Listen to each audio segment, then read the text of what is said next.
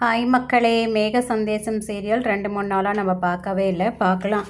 மீரா வந்து செத்து போயிட்டா அப்படின்னு இன்ஃபார்ம் பண்ண உடனே செர்ரி வெளியில் வந்துடுறாரு. சந்திரா செர்ரியை பார்த்தோன்னே, ஏன்டா நீ உயிரோடு இருக்கும்போது நீ செத்து போயிட்டுதா சொல்லி என் பொண்டாட்டி அரெஸ்ட் பண்ணியிருக்காங்களே, என்னடா நினச்சிட்டு இருக்க அப்படின்னு கேட்க, ஆமாம் மாமா, நானும் என் பொண்ணும் ஜெயிலுக்கு போயிட்டோன்னா நீ தனியாக இருப்ப இல்லையா, நீ தூங்கிட்டு இருக்கும்போது உன் மேலே கல்லை தூக்கி போட்டு உன்னை சாவடிச்சுட்டா இந்த சொத்து ஃபுல்லாக இவங்களுக்கு சொந்தமாயிடும்.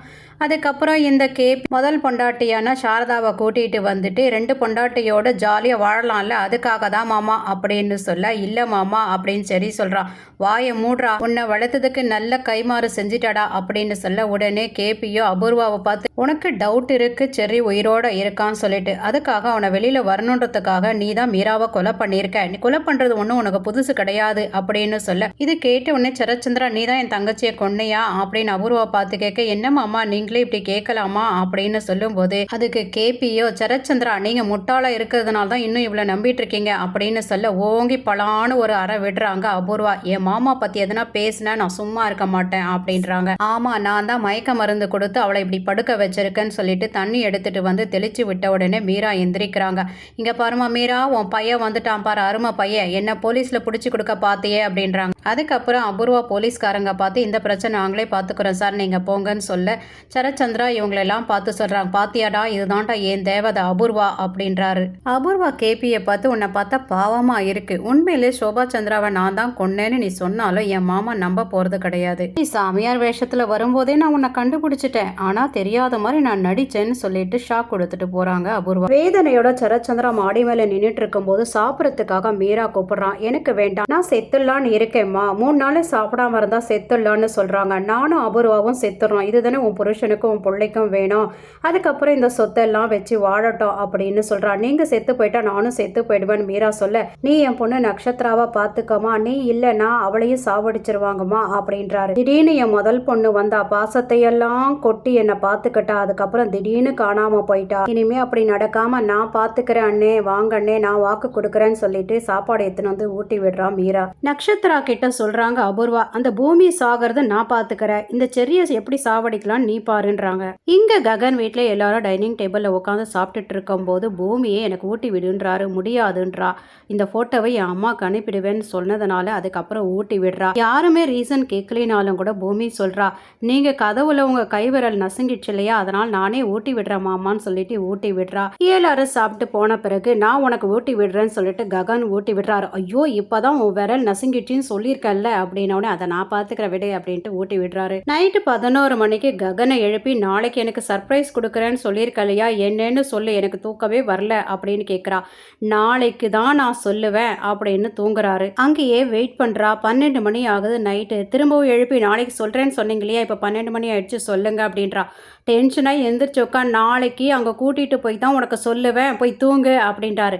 அப்போ வாங்க இப்போவே கூட்டிகிட்டு போங்கன்றா. ஐயோ சாமி, இப்போ நான் உன்னை கூட்டிகிட்டு போனாலும் அந்த சர்ப்ரைஸ் அங்கே இருக்காது பூமின்றாரு. இப்போ இல்லாதது நாளை காலையில் மட்டும் எப்படி தெரிஞ்சிடும் அப்படின்னு போட்டு கொடையிறா. ஐயோ நாளைக்கு வரும், அம்மா தாயே தயவு செய்து போய் தூங்கு, நாளை காலையில் பொழுது விடிஞ்ச உடனே உனக்கு எல்லாம் கிளீனாக புரியுன்றாரு. பொழுது விடிகிறவரையிலும் என்னை எழுப்பவே கூடாது, அப்படி எழுப்புனே நான் என்ன பண்ணுவேனே எனக்கு தெரியாது, அமைதியாக போய் படு அப்படின்றாரு. இவளோ தூங்காமையே வெயிட் பண்ணிக்கிட்டே இருக்கா. 4:30 மணி ஆனவுடனே திரும்பவும் போடி போய், என்னங்க எந்திரிங்க பொழுது விடிஞ்சிடுச்சுன்றா. திரிக்கிட்டு எந்திரிக்கிறாரு ககன். அழுகுறாரு. 4:30க்கெல்லாம் எழுப்புறியாடி, நீ குளிச்சு முடிக்கிறதுக்குள்ள சூரிய பகவான் வந்துருவாரு வாங்க அப்படின்றா. நான் பண்ண தப்பே உனக்கு சர்ப்ரைஸ்ன்னு சொன்னதுதான் சொல்லிட்டு புலம்பிக்கிட்டே குளிக்கிறதுக்காக போறாரு.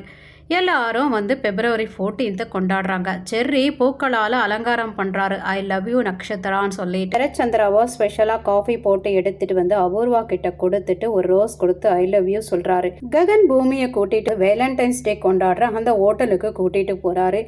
பூமியோ கூடவே பூரி தம்பி சிவாவை கூட்டிட்டு போறா. அங்க ஆட்டம் பாட்டம் எல்லாமே நடக்குது. அந்த இடத்துக்கும் இந்த பொண்ணு பிந்து வந்திருக்கா. ஸ்டேஜ்ல லவ்வர்ஸ் எல்லாம் தன்னுடைய அனுபவங்கள்லாம் சொல்லிட்டு இருக்காங்க. அதுக்கப்புறம் யாராவது இருக்கீங்களா அப்படின்னும் போது பூமி கையை தூக்குறா. பூமி உனக்கு ஒன்றும் தெரியாது போகாத அப்படின்னு ககன் சொல்ல, எனக்கு தெரிஞ்சதை நான் பேச போறேன் மாமான்னு சொல்லிட்டு மேலே போய் பேசுறா.